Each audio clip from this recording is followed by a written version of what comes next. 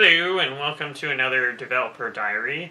I finally finished Metro Last Light, and I figured I'd take the time to talk about it because it's a really interesting game. But it's also a very similar game to Metro 2033, which I talked about already in a developer diary. So I wanted to talk about a different aspect of the game, which I think is very interesting.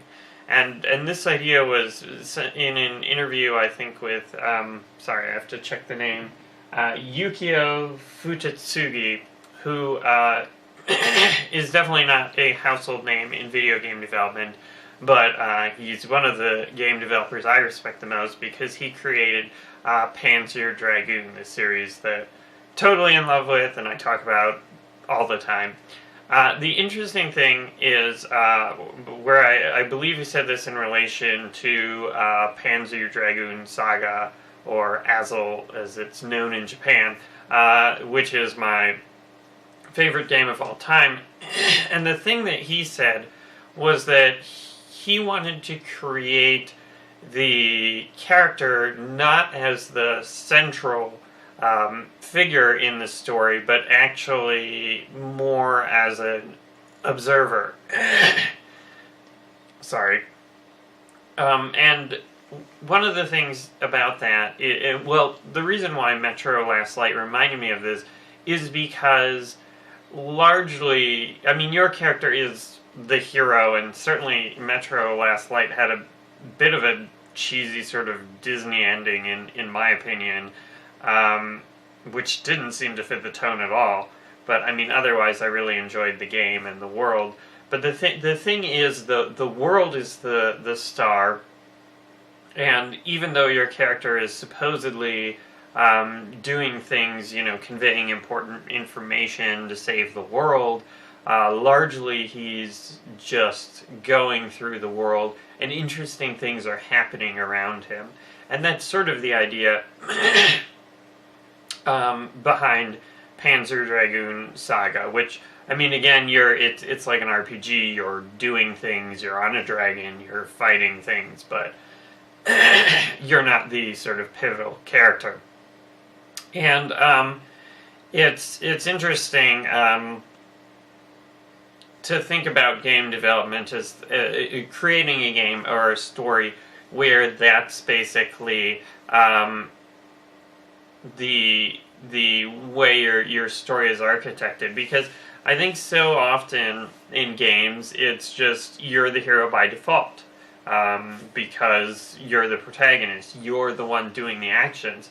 But I don't think that's the only way to to create a game and to tell a story, and I think it's really interesting to have the player as more of a passive or support role, where the big things are happening around them, or being driven by other characters. And at least in my experience, with Metro, that's one of the cool things. I mean, yes, you're the hero, and at the end you do something important, but I mean, otherwise you're essentially a glorified text message. You're basically bringing information from one person to another.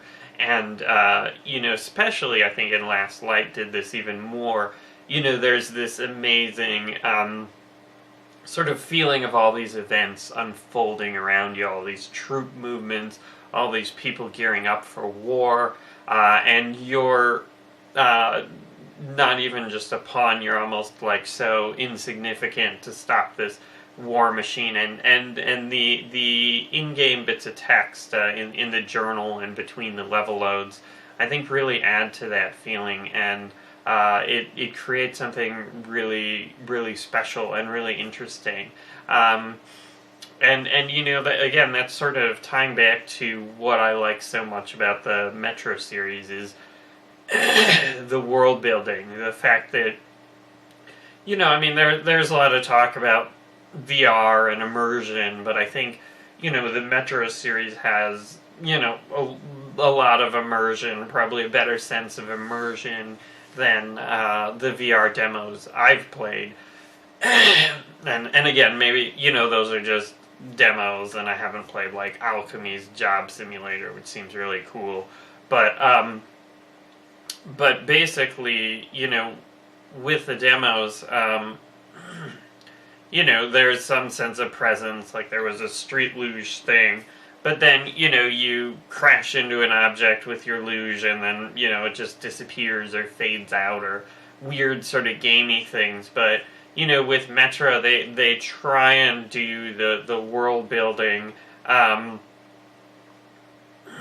that's sort of paramount. And I think I stole this from in my other Metro dev diary, but I mean the idea that they built out this whole 10-minute show to create the feeling that you're actually in a world, and I mean that's a lot of effort. Certainly, when we're developing when we were developing Neverending Nightmares and we're working on a new game, we look at original animations and we're like, okay, this idea is cool. How many new animations would we have to create for it? And, can we reuse them? Do we have the schedule for this? And obviously we have a tiny team, and they have a much larger team and outsourcing partners and whatnot. But I mean, even still, a lot of the budget works out to how much original content are you creating. And if that content doesn't, directly enhance the game, it's easy to say, oh, okay, maybe we'll get around to it, if we have time, and then you never have time. Or you just say, okay, that'll reach the chopping block. But I really admire the developer's commitment to, making sure that content gets in the game and making sure that they really don't cut any corners with building out the world, which is really impressive. And I think it's definitely an interesting game, and I can't really compare and contrast the Metro 2033 and Redux, 2033 and Last Light in the Redux editions very much, because I think a lot of it, well, I played like in easy mode in 2033, so I got like gameplay improvements from Last Light. So I mean, they play very, very similarly.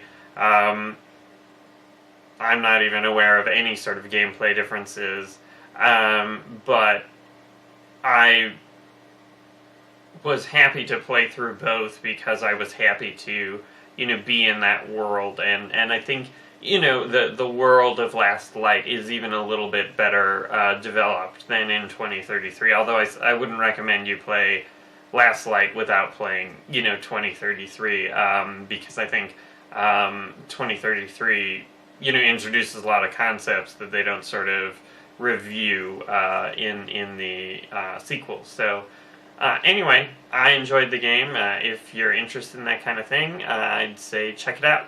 Thanks for watching.